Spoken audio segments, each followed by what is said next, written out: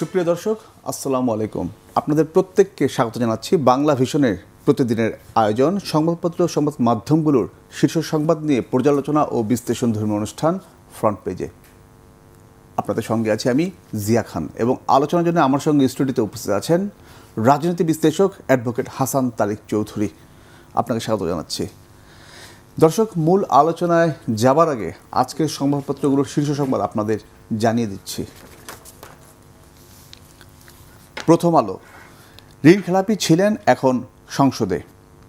1 মাস ধরে চলা যুদ্ধ আরও বিস্তৃত হলো। দুর্ঘটনা, অব্যবস্থাপনা ও জ্বালানি পরিস্থিতি নিয়ে এমপিদের ক্ষোভ, বিএনপি সংসদীয় দলের বৈঠক। দেশে হামের প্রাদুর্ভাব, মার্চে 21 শিশুর মৃত্যু।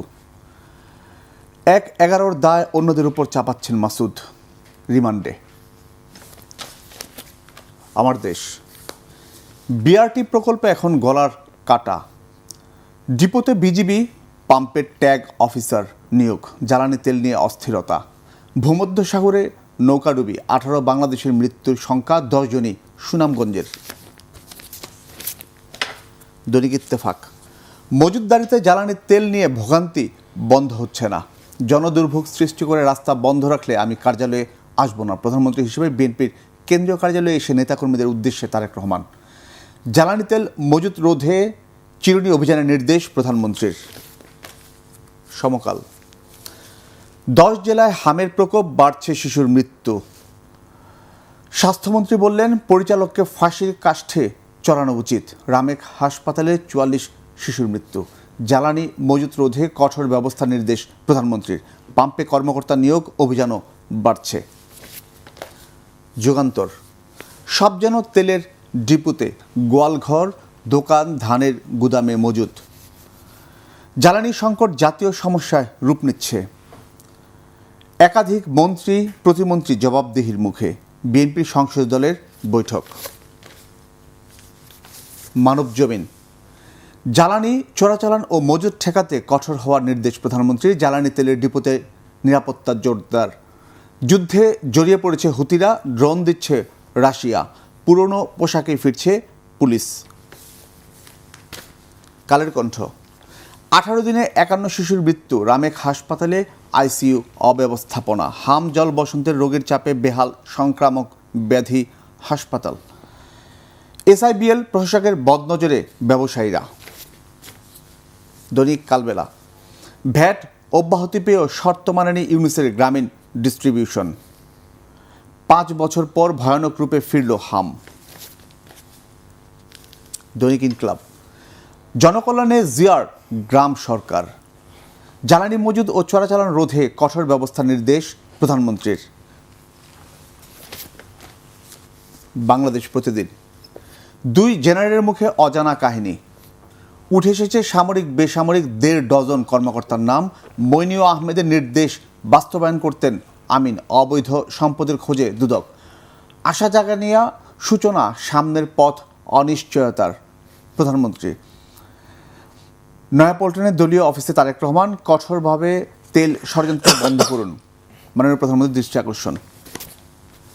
দেশ রূপান্তর, এই যুদ্ধের শেষ কোথায়? সাক্ষী যেন সোনার হরিণ, ফৌজদারি মামলা। সংসদের অধিবেশন আবার বসছে আজ। নয় দিগন্ত, যুদ্ধে ইয়েমেন, দিশেহারা ট্রাম্প। জ্বালানি ব্যবস্থাপনা, ডিপো থেকে তেল সরবরাহের সময়সূচির বড় পরিবর্তন। জ্বালানি মজুদ ও চোরাচালান রোধের নির্দেশ প্রধানমন্ত্রীর।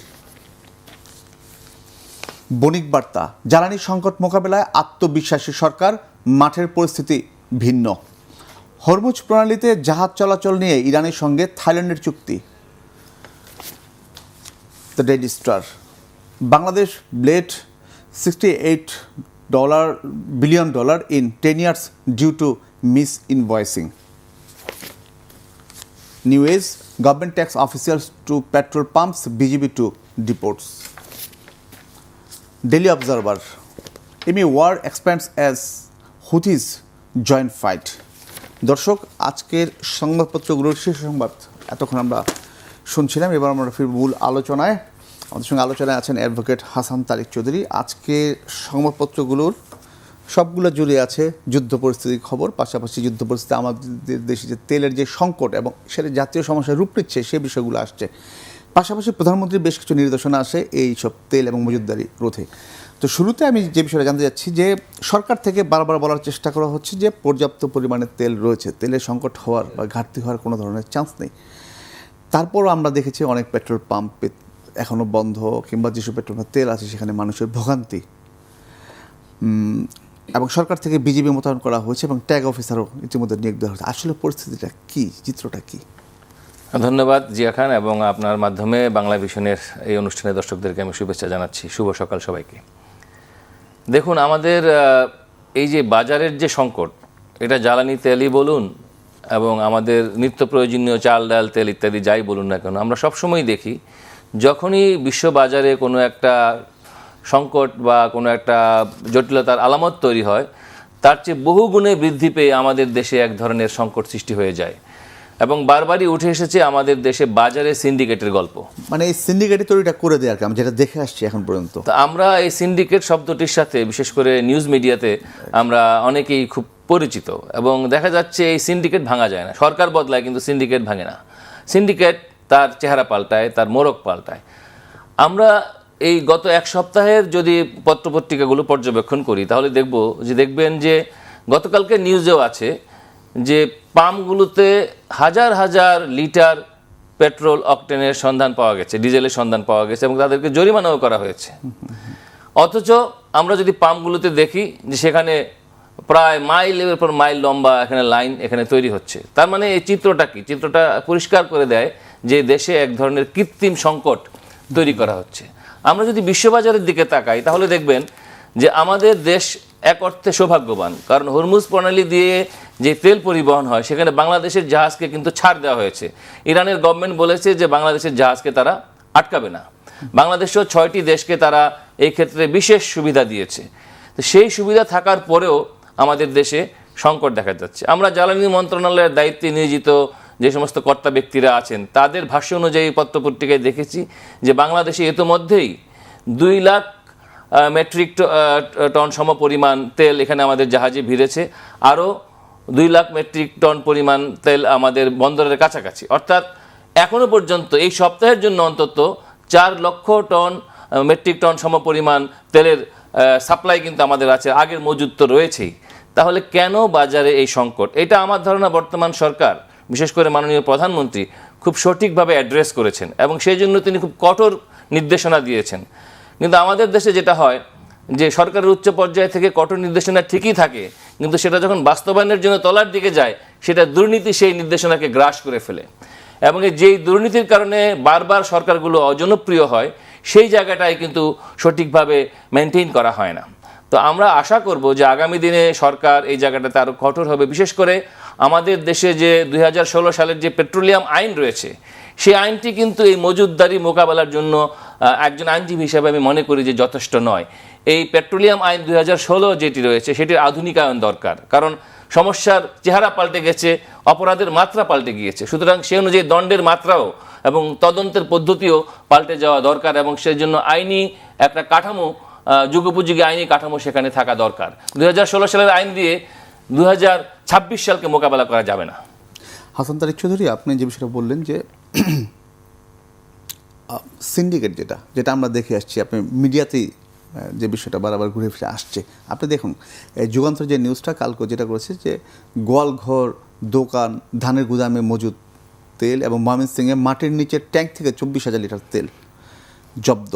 কুমিল্লায় মুদি দোকানে 200 টাকা লিটারে মিলছে পেট্রোল। প্রধানমন্ত্রী কঠোর নির্দেশনা যে তেলের যারা মজুত করছে তাদের বিরুদ্ধে অ্যাকশনে যাওয়ার জন্য, এবং সেটা কালকে থেকে বিজেপি নেমেছে এবং অলরেডি আগে থেকে শুরু হয়েছে। তারপরও যেহেতু এই সিন্ডিকেট আমরা এখনও ভাঙতে পারিনি, কারা সিন্ডিকেট সেটাও সামনে আসে না, তাহলে কতটা সম্ভব এই সরকার, নতুন সরকার যারা আসছেন, এই যে তেলের যে চ্যালেঞ্জটা নিচ্ছে সেটা আসলে মোকাবেলা করে সামনে এগিয়ে যাওয়া?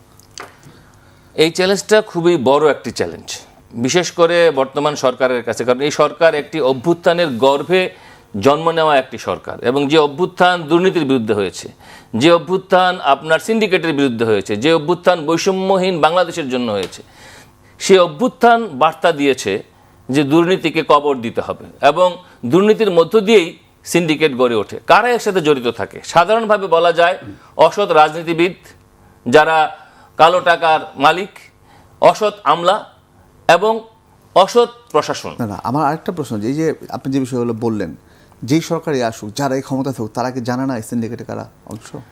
তারপরও কেন ভাঙে না? তারা আমি বলবো যে তারা খুব ভালো করেই জানে। হয়তো তারা সেই সিন্ডিকেটের বেনিফিশিয়ারি, অথবা সিন্ডিকেটকে তারা ভয় পায়। এবং সিন্ডিকেটের টাকার জোর, সিন্ডিকেটের ক্ষমতার জোর এত শক্তিশালী, তার কাছে হয়তো এক সময়ে প্রশাসন বা সরকার নতি স্বীকার করে। আমরা দেখতে চাই যে অভ্যুত্থানের গর্ভে জন্ম নেওয়া একটি সরকার এই জায়গায় সাহস দেখাতে পারে কিনা। এবং আমি খুবই আশাবাদী যে বর্তমান প্রধানমন্ত্রী এই জায়গায় সরকার চালায় কোনটা, এভাবে ঢালাওভাবে তো মন্তব্য করা ঠিক হবে না। যে ভাঙতে দেখি না, আমরা যেহেতু ভাঙতে দেখি না, ক্ষোভের জায়গা থেকে এরকম একটি মন্তব্য উঠে আসতেই পারে। কিন্তু আমি দাবি জানাবো একজন আইনজীবী হিসাবে, এবং আমি রাজনীতির সংশ্লিষ্টতার কারণে আমি বলবো যে পার্লামেন্ট চাইলে পারে না এমন কিছু নাই। পার্লামেন্ট, এই যে পার্লামেন্ট আজকে বসছে, সেই পার্লামেন্টের উচিত আজকে জনগুরুত্বপূর্ণ বিষয় হিসাবে এই জ্বালানি সংকটকে সামনে এনে একটা পার্লামেন্টারি কমিটি করে এবং তার সঙ্গে বিচার বিভাগকে যুক্ত করে একটা শক্তিশালী কমিটি গঠন করা, যাতে করে এই সিন্ডিকেট ভাঙার জন্য, এই মজুদদারি ভাঙার জন্য, যেটা পেট্রোলিয়াম আইনের আপনার 7 ধারায় আছে, স্পষ্ট করে আছে, কিন্তু সেটা যথেষ্ট নয়। সেটা গভর্নমেন্ট চাইলে একটা অন্তর্বর্তীকালীন বিধিমালা করে সেই বিধিমালার আওতায় কিন্তু সিন্ডিকেট ভাঙার উদ্যোগ নিতে পারে। কিন্তু সিন্ডিকেট যদি ভাঙতে না পারে, এই সিন্ডিকেট কিন্তু একসময় রাষ্ট্রটাকেই ভেঙে দেয়। এই 6 সপ্তাহ 7 সপ্তাহ হলো আমাদের যে নতুন সরকার যারা ক্ষমতায় এসেছেন, এই সে এত বড় চ্যালেঞ্জের মধ্যে পড়েছেন, জ্বালানি সংকট। এবং এটা আপনি দেখছেন যে এই পত্রপত্রিকাগুলো ইদানিং যে নিউজগুলো আসছে, যে এই জ্বালানি সংকটটা জাতীয় সমস্যার রূপ নিয়েছে, অর্থাৎ কৃষি, শিল্প এবং সেবা খাতে এর প্রভাবটা, নেতিবাচক প্রভাব পড়ছে। এটা থেকে উত্তরণটা আসলে কীভাবে এখন? এটা তো একটা চেইন। এই চেইনটা এমন যে আপনি দেখেন জ্বালানির মূল্যের সাথে পণ্য পরিবহনের ব্যয় সম্পর্কিত। অর্থাৎ জ্বালানির দাম যখন বেড়ে যায় বা জ্বালানির যখন ক্রাইসিস হয়, তখন গ্রাম থেকে যে সবজি, যে চাল ডাল শহরে আসে, মাংস শহরে আসে, সেগুলোর দামও কিন্তু মানে প্রাসঙ্গিকভাবেই বেড়ে যায়। সেই জায়গাটা নিয়ন্ত্রণ করার জন্য গোড়াতে হাত দিতে হবে। এই গোড়ার জায়গাটা হলো আমাদের বাজার ব্যবস্থাপনা। অর্থাৎ বাজার ব্যবস্থাপনার সাথে ট্রান্সপোর্ট খুব গুরুত্বপূর্ণভাবে সম্পর্কিত। আপনি আমাদের যে ট্রান্সপোর্টগুলো, পাবলিক ট্রান্সপোর্ট যেগুলো করে, বিশেষ করে পণ্য পরিবহন যারা করে, সেই জায়গায় তদারকির জায়গাটা কতটুকু হচ্ছে, সেই জায়গায় তারা অগ্রাধিকার ভিত্তিতে জ্বালানি পাচ্ছে কিনা, সেটা কিন্তু নিশ্চিত করা দরকার। প্রমোদ ভ্রমণে যাওয়ার জন্য জ্বালানি আর নিত্য প্রয়োজনীয় পণ্য পরিবহনের জন্য জ্বালানির যে অগ্রাধিকার এক হতে পারে না। ফলে এইরকম একটি সংকটময় মুহূর্তে আমরা চাই বা না চাই, সিন্ডিকেটের কারণেই হোক, দুর্নীতির কারণেই হোক, সংকটটা একটা আমরা দেখতে পাচ্ছি। ঘর থেকে বের হলেই পেট্রোল পাম্পে আমরা প্রায় মাইল লম্বা লাইন দেখতে পাচ্ছি। এই লাইনকে ভাঙতে হবে। ভাঙার জন্য পার্লামেন্টারি কমিটি পারে, বিচার বিভাগ পারে এই জায়গার গভীরে হাত দিতে। যখন দু একটা দৃষ্টান্তমূলক শাস্তি হবে, তখনই কিন্তু এই সিন্ডিকেটটা এবং এই অব্যবস্থাপনার যে চেইন, সেটা ভেঙে যাবে। একবার যদি ভেঙে দেওয়া যায়, তাহলেই কিন্তু একটা উদাহরণ তৈরি হবে সমাজে, যে রাষ্ট্র জনগণের উপরে নজর রাখছে, রাষ্ট্র জনগণের স্বার্থ দেখছে। সেই আস্থার জায়গাটা নতুন সরকারকে প্রতিষ্ঠা করতে হবে। এবার একটা মূল সমস্যা জায়গা, যেখান থেকে শুরু এই যুদ্ধ। আজকেও পত্রপত্রিকা যে খবরটা বেরিয়েছে, যে যুদ্ধে নতুন মোড় নিচ্ছে, অর্থাৎ ইসরায়েলের বিরুদ্ধে ইয়েমেনের যে হুতিরা, তারা এই যুদ্ধে অংশ নিচ্ছে, হামলা চালাচ্ছে এবং সমঝোতার চেষ্টা চালাচ্ছে সৌদি আরব, তুরস্ক, মিশর এবং পাকিস্তান। আসলে যুদ্ধ পরিস্থিতিটা কোন দিকে মোড় নিচ্ছে? মানে সহসা থামছে নাকি? আমরা অনেক খবর দেখতেছি যে আমেরিকা সমঝোতার চেষ্টা করতেছে, সেটাও শুনতেছি। দেখেন, ইন্টারন্যাশনাল মিডিয়া হলো একটা ইনফরমেশন ফ্লাড, তথ্যের বন্যা। এই তথ্যের বন্যায় পেন্টাগন আসলে কি করতে যাচ্ছে এটা বোঝা খুব মুশকিল। কিন্তু আমরা যদি বিশ্লেষণ করি, আমরা কিন্তু যুদ্ধের গতিমুখটা বুঝতে পারি অপরাপর অন্যান্য নিউজ থেকে। সেটা হলো এই, যে এটা পরিষ্কার হয়ে গিয়েছে যে যুদ্ধের যে দুটি পক্ষ, অর্থাৎ মার্কিন যুক্তরাষ্ট্র এবং ইসরায়েল, তাদের জন্য এই যুদ্ধ হলো একটি উচ্চাভিলাষী পরিকল্পনা। আর ইরান কিংবা প্যালেস্টাইন কিংবা ইয়েমেনের জন্য এই যুদ্ধ হলো আত্মরক্ষার যুদ্ধ এবং বাঁচা মরার সংগ্রাম। ফলে বাঁচা মরার সংগ্রাম যতটা ডেডিকেটেড হয়, উচ্চাভিলাষ কিন্তু ততটা ডেডিকেটেড হয় না। ফলে ন্যাচারালি সাইকোলজিক্যাল কারণে এই যুদ্ধে ইরান কিংবা অন্যান্য ইরানের মিত্র দেশগুলোর পেছানোর কোনো জায়গা নেই। তাদেরকে প্রাণ দিয়ে হলেও এই আত্মরক্ষার কাজটি করতে হবে। অপরদিকে যারা উচ্চাভিলাষিতার জায়গা থেকে বাজার দখলের জন্য মধ্যপ্রাচ্যের তেল সাম্রাজ্যের উপরে আধিপত্য প্রতিষ্ঠার জন্য যারা এই উচ্চাভিলাষী যুদ্ধটি করছে, তারা কিন্তু ক্লান্ত হয়ে পড়েছে। আমরা যে খবরাখবর আন্তর্জাতিক মিডিয়াতে দেখতে পাচ্ছি, সেখানে দেখা যাচ্ছে বিশেষ করে কয়েকদিন আগে ইরানের একটি মিডিয়া, পাকিস্তানের একটি মিডিয়া চ্যানেল, সার্বিক পরিস্থিতি যদি বলি এখন কি মনে হচ্ছে আসলে সার্বিক পরিস্থিতি হলো সহসা থামার কোনো ডোনাল্ড ট্রাম্প, রিয়ালিটি হলো ডোনাল্ড ট্রাম্প এই যুদ্ধ টানতে পারছেন না। ইতিমধ্যে নভেম্বরে তাদের যে মধ্যবর্তী নির্বাচন হবে, নির্বাচনের আগে জনমত জরিপে তার জনপ্রিয়তা 36% নিচে নেমে গিয়েছে। তাদের দেশের আভ্যন্তরীণ বাজার ব্যবস্থা, অর্থনীতি মুখ থুবড়ে পড়েছে। ফলে তাদের দেশের জনগণ, যাদেরকে তিনি মেক আমেরিকা গ্রেট এগেইন তত্ত্ব দিয়ে আবার সামনে আনতে চেয়েছিলেন, সেই ট্রাম্পের সমর্থকরাই কিন্তু তার পিছন থেকে সরে যাচ্ছে। তারা প্রশ্ন করছে, মিস্টার ট্রাম্প, আপনি তো আমাদেরকে শান্তি দিতে পারছেন না। মানে আমেরিকা পড়েছে এখন বিপদে পড়েছে বলা সে যায়। সেই যুদ্ধ থেকে পিছু হটতে চাইছে, কিন্তু তার ইগোর কারণে বিশ্বের সামনে তার যে মরলীপনা, সেটাকে এস্টাবলিশ করার জন্য সে আসলে প্রকাশ্যে কিছু বলতে পারছে না, কিন্তু ভিতর থেকে সে শেষ হয়ে যাচ্ছে। ধন্যবাদ হাসান তারিক। একটু অন্য বিষয়ে আসি। প্রথম আলো আজকে যে তাদের হেডলাইন করেছে যে ঋণ খেলাপি ছিলেন, এখন সংসদে। ত্রয়োদশ জাতীয় সংসদ কিছু টাকা শোধ ও আদালতের স্থগিতাদেশ নিয়ে সংসদ সদস্য হয়েছেন 9 জন, আরও 2 জন অপেক্ষায়। অর্থনীতিবিদ মনিরুল ইসলাম বলেছেন, ঋণ খেলাপিদের সংসদে আসার সুযোগ করে দেওয়াটা খুবই খারাপ সিদ্ধান্ত হয়েছে। দেখেন, এবার তো একটু ভিন্ন পরিস্থিতিতে নির্বাচনটি হয়েছে এবং নির্বাচনটা অংশগ্রহণমূলক হবে কি হবে না, এই জায়গায় একটা দোলাচল ছিল। আমি নিজে নির্বাচন কমিশনে বহু পার্লামেন্ট প্রার্থীদের ফাইল আমি শুনানি করেছি, হাইকোর্টেও করেছি। সেখানে কিন্তু বারবার অনেকের বেলায় এই ঋণ খেলাপির প্রশ্নটি এসেছে এবং সেখানে আদালত অনেক সময় আমরা দেখেছি যে বিজ্ঞ আদালত নির্বাচনকে অংশগ্রহণমূলক করার বিবেচনা থেকে অনেক ছোটোখাটো ইস্যুস, অর্থাৎ ঋণ পরিশোধ আংশিকভাবে করেছেন বা মুচলেখা দিয়েছেন যে তিনি এটা দ্রুতই করবেন, এইরকম ফ্লেক্সিবিলিটির জায়গা কিন্তু সেখানে দেখা গিয়েছে। কিন্তু সেটা মেজর কোনো কিছু না। মেজর জায়গাটা যেটা, সেটা কিন্তু আমরা মিডিয়াতে অ্যাড্রেস হতে দেখছি না। বর্তমানে বাংলাদেশে 2026 সালে এসে আমাদের প্রায় 5 লক্ষ কোটি টাকা হলো খেলাপি ঋণ। এই খেলাপি ঋণ গ্রহীতা যারা, তারা সবাই কিন্তু পার্লামেন্টে নাই। পার্লামেন্টের বাইরে বসে তারা পার্লামেন্টকে নাচাচ্ছে। তারা এমপি পোষে, তারা মন্ত্রী পোষে, তারা এতটাই শক্তিশালী। এবং এই যে কর্পোরেট, এই যে ঋণ খেলাপি সিন্ডিকেট, সেখানেও একটা বড় সিন্ডিকেট। আপনি সাধারণ একজন চিকিৎসক, একজন সাংবাদিক, তিনি কিন্তু 20 লক্ষ টাকা ঋণ পাবেন না। তাকে 1000 টাকা কাগজ দিয়েও তিনি কিন্তু একটা পার্সোনাল লোন পাবেন না, তাকে ফিরে আসতে হবে। আপনি 50,000 টাকা লোনের জন্য আবেদন করেন না, পাওয়া যাচ্ছে না। ফলে যারা সাধারণ মধ্য আয়ের যারা মানুষ বা নিম্ন আয়ের যারা মানুষ, তাদের জন্য কিন্তু ঋণ সুবিধা কার্যত নেই। আমাদের দেশে ঋণের রাঘব বোয়াল যারা, তারাই কিন্তু রাষ্ট্রটাকে লুটে পুটে খাচ্ছে। এই রাঘব বোয়াল শিল্প ঋণের নামে বা ভুয়া মর্টগেজ দিয়ে তারা শত শত কোটি টাকা, রাষ্ট্রের টাকা তারা কিন্তু লোপাট করছে। এই লুটপাটের যে অর্থনীতি, সেটাকে ভেঙে দিতে না পারলে আমরা কিন্তু অভ্যুত্থানের যে স্পিরিট, সেটা কিন্তু করতে পারবো না। তারাই তো হচ্ছে আইন প্রণেতা। এখন এই জায়গাটাই এখন এই যে লুটপাটের যে সিন্ডিকেট, যারা খেলাপি ঋণ বললে অনেকে মনে করে কি যে হয়তো সাধারণ মানুষ ঋণ নিয়ে টাকা দেয় না। প্রথম না, একদম আমরা অনেক এটা রাষ্ট্রের জন্মদোষ, আমাদের রাষ্ট্রের জন্মদোষ বলতে পারি এই খেলাপি ঋণ। এবং এই খেলাপি ঋণের যারা রাঘব বোয়াল, তারা কিন্তু সবাই শিল্পপতি নামধারী, তারা কিন্তু সবাই চেম্বারের নেতা, তারা সবাই কিন্তু আপনার বিভিন্ন রাষ্ট্রীয় অনুষ্ঠানে দাওয়াত পায়, কিন্তু রাষ্ট্রের স্বীকৃত লুটেরা হলো তারা। তাদের জন্য আমরা আশা করব যে এই পার্লামেন্ট যেটি আজকে বসছে, তারা এটাকেও একটি জনগুরুত্বপূর্ণ ইস্যু হিসেবে সামনে আনবে এবং তাদের তালিকা করে দৈনিক পত্রিকাগুলোতে তারা ছাপিয়ে দেবে এবং আমরা যাতে এই ফ্রন্ট পেজ অনুষ্ঠানে নাম ধরে ধরে আমরা যাতে আলোচনা করতে পারি যে কত শত কোটি টাকা কার কাছে আটকা পড়ে আছে। এবং আমরা চাইব যারা পেশাজীবী, যারা মধ্য আয়ের মানুষ, যারা নিম্ন আয়ের মানুষ, তাদের জন্য সরকার এমন ব্যবস্থাপনা করুক যাতে যারা মধ্য আয়ের মানুষ, পেশাজীবী যারা সাংবাদিক, চিকিৎসক, আইনজীবী, তারা যাতে ঋণ নিয়ে তাদের জীবিকা এবং তাদের সমস্যার সমাধান করতে পারে। ধন্যবাদ। আরেকটি সংবাদ খুবই গুরুত্ব দিয়ে সংবাদপত্রগুলো ছেপেছে। 18 দিনে 51 শিশুর মৃত্যু, রামেক হাসপাতালে আইসিইউ অব্যবস্থাপনা এবং রাজশাহী মেডিকেলের পরিচালককে ফাঁসির কাস্টে ঝোলানো উচিত মন্তব্য করছেন স্বাস্থ্যমন্ত্রী। এবং সেখানে আইসিইউ ভেন্টিলেটরের যে অভাব সেটা এই 15 দিনে মন্ত্রণালয়কে জানানোই হয়নি। এটা মন্ত্রী নিজেই বলছেন, তার বিরুদ্ধে অভিযোগ আনছেন পরিচালকের বিরুদ্ধে এটা।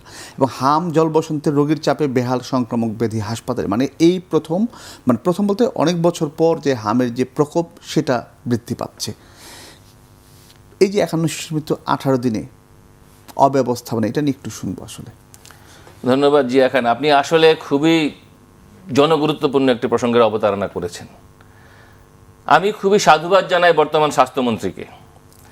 তিনি অত্যন্ত কঠোর ভাষায় একটা হুঁশিয়ারি উচ্চারণ করেছেন এবং আমি বলবো যে তিনি জনগণের ভাষায় কথা বলেছেন। এবং আমরা দেখলাম যে দীর্ঘদিন পরে সরকারের একজন মন্ত্রী জনগণের ভাষায় কথা বলছে। এতদিন তারা জনগণের প্রভুর ভাষায় অনেক মন্ত্রীদেরকে আমরা কথা বলতে শুনেছি। আমরা দেখলাম যে অনেক দিন পর জনগণের ভাষায় দু একজন মন্ত্রী কথা বলছেন। এবং এটি যদি তারা সত্যিকার অর্থে মন থেকে বলে থাকেন, আমরা আগামী দিনে এর ব্যবস্থাটা দেখতে চাই, এর কি পদক্ষেপ তারা নিয়েছেন সেটি দেখতে চাই। সেটি কীরকমভাবে সম্ভব? সেটি হলো শুধুমাত্র ভাষণ দিয়ে হবে না। আমাদের যে স্বাস্থ্য ব্যবস্থায় যেটি সরকারি খাত, সেটাকে আরও দুর্নীতিমুক্ত করার জন্য ইতিপূর্বে যারা স্বাস্থ্য খাতের দুর্নীতির যারা মহানায়ক, তাদের তালিকা এই সরকার করে কিনা। অর্থাৎ প্রকিউরমেন্টের নামে জনগণের ট্যাক্সের টাকা লোপাট করে দিয়ে সরকারি হাসপাতালগুলোকে যারা পঙ্গু বানিয়ে রেখেছে, এবং সেখানে যে সিন্ডিকেট, স্বাস্থ্য সিন্ডিকেটের আবার সেখানে প্রত্যেকটি জায়গায় সিন্ডিকেট। আপনি আমাদের কি বলবো, আমি দুঃখের সাথে আমাকে বলতে হচ্ছে, আমাদের নিত্য প্রয়োজনীয় বাজার, আমাদের জ্বালানি তেল, আমাদের বিচার ব্যবস্থা, আপনি যেখানেই যান। আর একটা অদ্ভুত একটা দেশ আমাদের, অদ্ভুত মন মানসিকতা। মানুষ যখন ক্রাইসিসে পড়ে তখন এই সিন্ডিকেটটা জেগে ওঠে। এটা আসলে খুব বেদনাদায়ক। আপনি দেখেন যখন বন্যা হয়, আমরা দেখেছি বন্যার সময় আপনার শিয়াল আর মুরগি একই গাছের ডালে বসে থাকে, কেউ কাউকে আক্রমণ করে না। কিন্তু আমরা যারা মানুষ, দ্বিপদ প্রাণী, আমরা কিন্তু মানবিকতা সেখানেও আছে। হ্যাঁ, সেখানেও আমরা দেখি যে সেই ন্যায়টা সেখানে আছে। কিন্তু আমরা দেখি যে সংকটের সময়, যুদ্ধের সময়, বন্যার সময়, প্যান্ডেমিকের সময়, আপনি জানেন যে প্যান্ডেমিকের সময় ভ্যাকসিন বাণিজ্য হয়েছে, ভ্যাকসিন সিন্ডিকেট হয়েছে, জানি, সেটা একদম প্রকাশিত, এবং সেটা প্রকাশিত। তাহলে দেখেন যে এই ভ্যাকসিন জীবন রক্ষাকারী, আপনি ঢাকার ওষুধের বাজারে আপনি যান, সেখানে সিন্ডিকেট, আপনি জীবন রক্ষাকারী অনেক ওষুধ পাবেন না। তাহলে এই জায়গাগুলো যেখানে মানুষের জীবন রক্ষার প্রশ্ন, যেখানে মানবতার প্রশ্ন, সেখানে আমরা মানুষ হয়ে আমরা কিন্তু মানবতার ধার কাছ দিয়েও হাঁটি না, আমরা সিন্ডিকেট গড়ে তুলি, আমরা মানুষের অসহায়ত্ব থেকে পুঁজি করে কালো টাকার পাহাড় গড়ি, এবং আমরা আবার বুক ফুলিয়ে পার্লামেন্টে দাঁড়িয়ে ভাষণ দেই। এই জায়গার এই অব্যবস্থার অবসান হওয়া দরকার। আবার আরেকটি বড় সিন্ডিকেটের কথা আপনার মুখ থেকে শুনবো, সেটা হচ্ছে ভূমধ্যসাগরে নৌকাডুবি, 18 বাংলাদেশের মৃত্যুর সংখ্যা 10 জনই, সুনামগঞ্জের। নতুন কোনো ঘটনা না, এই ঘটনা প্রতি বছর আমরা এরকম ঘটনা দেখছি, যে লিবিয়া হয়ে ইউরোপ যারা সোনার হরিণ ধরার জন্য যারা জীবনের ঝুঁকি নিয়ে সমুদ্র পথে তারা কিভাবে পার হতে যায়, অসংখ্য বাংলাদেশি যারা ভিটে বাড়ি বিক্রি করে এই দালালের মাধ্যমে যাচ্ছে এবং মারা যাচ্ছে। এই চেনটা কিন্তু এখনও বন্ধ হচ্ছে না। গোয়েন্দা সংস্থা কাজ করতেছে এই চেনটা বন্ধের জন্য। কি হচ্ছে, রেজাল্ট কি হচ্ছে? প্রতি বছরই তো যাচ্ছে, মারা যাচ্ছে। ধন্যবাদ আপনাকে, এটি খুবই বেদনাদায়ক একটি অভিজ্ঞতা। আমি প্রথমেই শোক প্রকাশ করছি সে সমস্ত বাংলাদেশি অভিবাসীদের প্রতি এবং অন্যান্য দেশের যারা অভিবাসী শ্রমিক, যারা ভূমধ্যসাগরে খুব মর্মান্তিকভাবে প্রাণ হারিয়েছেন। দেখেন, এখানে আমাদের একটা কঠিন বাস্তবতাকে মেনে নিতে হবে। সেটি হলো এই যে মানুষ যখন অভাবগ্রস্ত হয়, মানুষ যখন তার অস্তিত্বের সংকটে ভোগে, তখন কিন্তু মানুষ বেঁচে থাকার জন্য পথ খোঁজে, এবং সেটাকে নিয়ন্ত্রণ করার জন্য আইন থাকে, আইনের অনেক ফাঁকফোকরও থাকে। এই ফাঁকফোকরগুলো বন্ধ করার দায়িত্ব কার? রাষ্ট্রের। আজকে দেখেন, এই যে ভূমধ্যসাগরে যারা প্রাণ হারালো, তাদেরকে রেগুলেট করার জন্য, তারা যাতে এই দালালের খপ্পরে না পড়ে, তারা যাতে এভাবে বিদেশে গিয়ে প্রাণহানির শিকার না হয়, আমাদের দেশে জনশক্তি মন্ত্রণালয় বলে একটি মন্ত্রণালয় রয়েছে। আমাদের দেশে 2012 সালের মানব পাচার প্রতিরোধ আইন বলে একটি আইন রয়েছে। সেই আইনের 6, 7, 8 ধারায় আপনার এই মানব পাচারের সর্বোচ্চ শাস্তি, যারা সংঘবদ্ধ দল, তাদের জন্য মৃত্যুদণ্ড পর্যন্ত ঘোষণা করা আছে। তারপরেও মৃত্যুদণ্ডের মতো একটি ভয়ানক শাস্তি ঘোষিত থাকার পরেও কেন এই অপরাধটি হচ্ছে? তার কারণ হলো এইখানে আমাদের যে আদম ব্যাপারী যাদেরকে আমরা বলি, যাদেরকে আমরা মানব পাচারকারী চক্র বলি, এই চক্রের একটি সিন্ডিকেট, তারা এতই শক্তিশালী যে তারা আইন প্রয়োগকারী সংস্থার সাথে যোগ সাজস করে এবং বিভিন্ন দেশের অন্যান্য বিদেশি দালালদের সাথে যোগ সাজস করে কিন্তু এই কাজটি করে থাকে। তারিক চৌধুরী, আপনি যে বিষয়টা বললেন যে সর্বোচ্চ শাস্তি মৃত্যুদণ্ড, এই মানব পাচারের ঘটনায় আজ পর্যন্ত কারো এই জায়গাটা আমরা দেখেছি? এটা আসলে হয় কি যে এটা একটা লিগ্যাল ডিফিকাল্টিজ এখানে আছে, এগুলো প্রুফ করা, এগুলোর এভিডেন্স, কারণ বিদেশে ঘটনাগুলো ঘটে এবং এই ঘটনাগুলোর জন্য যে পেপারস বা এগুলার যে সাক্ষ্য প্রমাণ দলিল, আইনের ফাঁক ফোর তাহলে আছে। আপনি দেখেন, আপনার লাস্ট মনে আছে নাকি 2 বছর আগে শরীয়তপুর মাদারীপুরে প্রায় 20 জনের মতো মারা গেলেন লিবিয়াতে, যাদেরকে কিভাবে মারা হইলো, বাসা থেকে টাকার জন্য প্রেশার দেওয়া হলো এবং সেইখানে তাদেরকে গুলি করে তারপরে ধারালো অস্ত্র দিয়ে জবাই করে তাদেরকে মারা হলো এবং সেই ভিডিওগুলো আবার বাসায় পাঠানো হলো এবং অনেকজন অ্যারেস্ট হলো, বেশ কয়েকজন। সিআইডি এই ঘটনার তদন্ত করতেছে, এখনও করতেছে। মানে আমার কথা হচ্ছে যে তারপরেও কিন্তু এই রুটটা বন্ধ হচ্ছে না। এই রুটটা আমি আগেই বলেছি যে আপনি দেখবেন যে দালালরা কিন্তু বিভিন্ন সময় লোভনীয় রুট বের করে এবং তারা কিন্তু যারা তাদের মানুষও এখান থেকে সচেতন হয়ে মানুষ যাচ্ছে। মানে আপনি তো এটাও জানেন যে আমাদের দেশে পত্রিকায় এসেছিল যে বিমানের পাখায় বসে সেই মাহবুবের গল্প, নিশ্চয়ই আপনি জানেন, যে মাহবুব জানতো যে এইভাবে যাওয়া যায় না, তারপরও সে বিমানের পাখার যে স্থান, চাকার যে স্থান, ওখানে বসে সে কিন্তু বিদেশে যাওয়ার চেষ্টা করেছে এবং ন্যাচারালি তার মৃত্যু হয়েছে। কেন এটি হলো? এই মাহবুব কেন এই মৃত্যুর পথ বেছে নিল? এবং যারা যাচ্ছে তারাও জানে যে এখানে মৃত্যু ঝুঁকি আছে এবং শতভাগ মৃত্যুর ঝুঁকি সেখানে আছে, তারপরেও তারা আগুনে ঝাঁপ দিচ্ছে কেন? মানে একটু এখানে কি সচেতনতার কোনো অভাব আছে? মানে সরকার মানুষকে সচেতন করতে পারতেছে না? এখানে তো রাষ্ট্রের বিরাট ব্যর্থতা আছে। ব্যর্থতা এই অর্থে যে মানুষকে যারা ধরেন লক্ষ টাকা ব্যয় করে বিদেশে যাচ্ছে, 1 লক্ষ টাকা ব্যয় করে তো যায় না, তাদের আপনি অ্যাভারেজ যদি আপনি ব্যয় দেখেন 10 লক্ষ টাকার কম কেউ কিন্তু দিচ্ছে না দালালদেরকে, কেউ না। অথচ এই 10 লক্ষ টাকায় একটা কর্মসংস্থানের গ্যারান্টি কিন্তু এই রাষ্ট্র এই মানুষদেরকে দিতে পারছে না। 10 লক্ষ টাকায় একটা মানুষ, একটা অভিবাসন প্রত্যাশী যদি তার নিজের এলাকায় কর্মসংস্থানের সুযোগ পেত, সে কিন্তু এই মৃত্যু ঝুঁকি নিত না। আজকে দেখেন যে আমাদের দেশে কর্মসংস্থানকে 1 নম্বর ক্রাইসিস বিবেচনা করে কোনো এজেন্ডা কিন্তু নাই। সব গাল ভরা বুলি, গাল ভরা ভাষণ। আমরা অনেক কথাই বলি, কিন্তু আপনি দেখেন ঢাকা শহরে এই যানজটের কথা আমরা প্রতিদিন বলি। যানজটের কারণও কিন্তু, প্রধান কারণও কিন্তু কর্মসংস্থান, সমস্ত কর্মসংস্থান ঢাকায়। কিন্তু কর্মসংস্থানকে যদি আমরা বিকেন্দ্রীকরণ করতে পারতাম, অর্থাৎ যে লোকটা ঢাকায় 30,000 টাকা বেতন পায়, সেই লোকটা যদি তার নিজের জেলায় 20,000 টাকা বেতনও পেত, সে কিন্তু ঢাকায় আসতো না। ফলে কর্মসংস্থানকে বিকেন্দ্রীকরণ করা কিন্তু এই মুহূর্তে সময়ের দাবি। কিন্তু আমরা যানজট কমানোর কথা বলি, কিন্তু যে কারণে যানজট, সে কারণের কিন্তু বিকেন্দ্রীকরণ করি না। ফলে আজকে যারা রাষ্ট্রের ক্ষমতায় আছেন, আমি জানি না তারা আগামী দিনে কি পরিকল্পনা নিয়ে এগোবেন, কিন্তু আমরা আশা করব যে তারা যদি মানবতাকে মূল্য দেন, তারা যদি এই প্রবাসী শ্রমিকদের মৃত্যুকে তারা যদি তাদের হৃদয়ে ধারণ করেন, নিশ্চয়ই তারা এই বিষয়ে উদ্যোগী হবেন। সরকারের কাছে আমাদের অনেক প্রত্যাশিত সরকার, জনগণের সেই আকাঙ্ক্ষা, সে প্রত্যাশা পূরণে সরকার সাফল্যের চূড়ায় পৌঁছবে। ধন্যবাদ অ্যাডভোকেট হাসান তারিক, আপনাকে আসার জন্য। দর্শক, ফ্রন্ট পেজ আজ এ পর্যন্ত, আবার দেখা হবে। সবাই ভালো থাকুন, সুস্থ থাকুন।